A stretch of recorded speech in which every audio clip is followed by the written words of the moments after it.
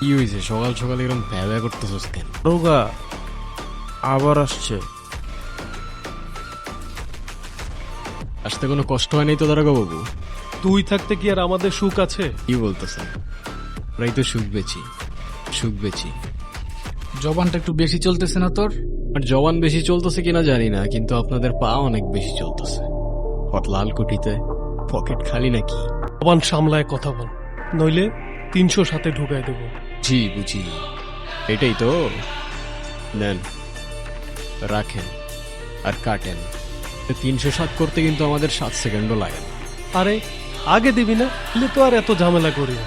আবার পকেট ভরছে, আমিও খুশি, আবার পকেটও খুশি। তো মনে না করলে একটা কথা বলি দারোগা বাবু, আগুন ছাড়া সিগারেট জ্বলে না। আপনার মতো সরকারি লোকের পকেট কখনো ভরে না।